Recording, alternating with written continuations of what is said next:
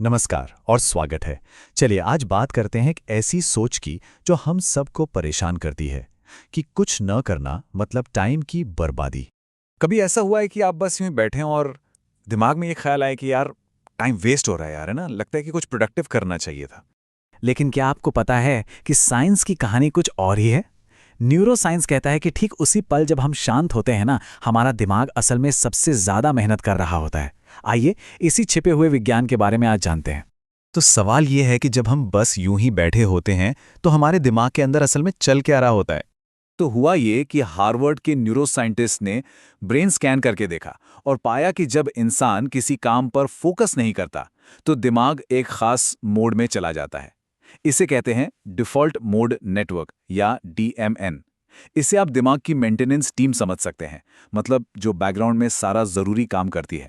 अब ये नेटवर्क ना पर्दे के पीछे बहुत इंपॉर्टेंट काम करता है। ये हमारी यादों को सॉर्ट करता है, दिन भर के जो भी इमोशंस और एक्सपीरियंस हैं उन्हें प्रोसेस करता है और यहाँ तक कि भविष्य के लिए अनजाने में ही सही प्लानिंग भी करता है।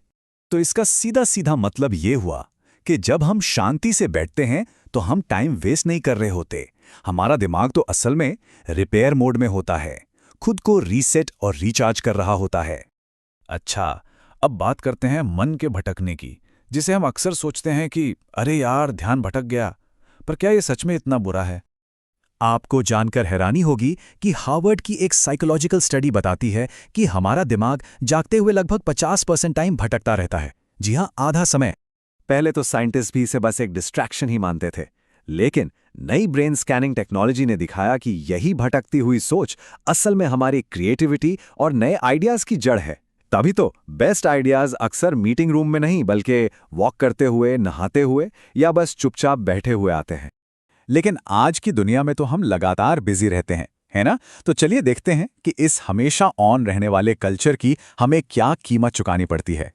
देखिए, अमेरिकन साइकोलॉजिकल एसोसिएशन की रिसर्च बताती है कि जब हमारा दिमाग लगातार इन्फॉर्मेशन से घिरा रहता है, जैसे नोटिफिकेशंस, मल्टीटास्किंग, स्क्रोलिंग, तो हमारे शरीर में एक स्ट्रेस हार्मोन होता है, कॉर्टिसोल।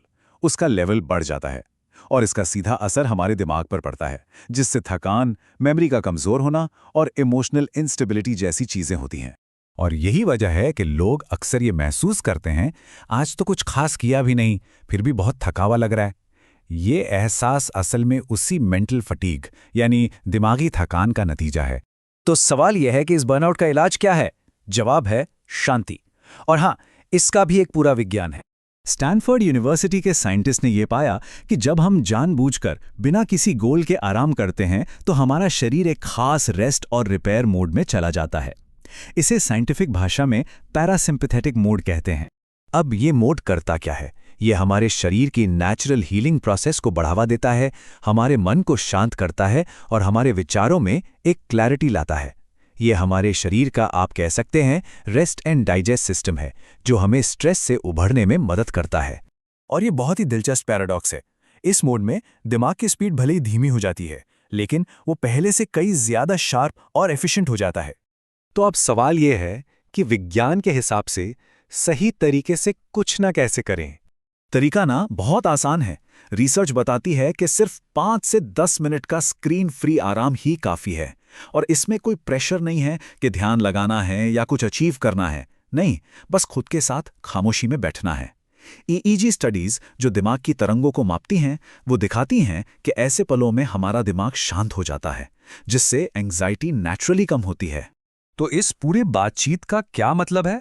बस इतना कि अगली बार जब आप अपने खुद को कुछ ना करते हुए पाएं तो उसे आलस समझने की गलती मत कीजिएगा, बल्कि खुद को याद दिलाइए और कहिए, मैं साइंटिफिकली अपने दिमाग को हील कर रहा हूं। ये एक एक्टिव और बहुत जरूरी प्रोसेस है, क्योंकि साइंस के हिसाब से कुछ न करना असल में कुछ बहुत जरूरी करना है। और ये अपने दिमागी स्वास्थ्य के लिए सबसे अच्छी चीजों में से एक है जो कोई भी कर सकता है।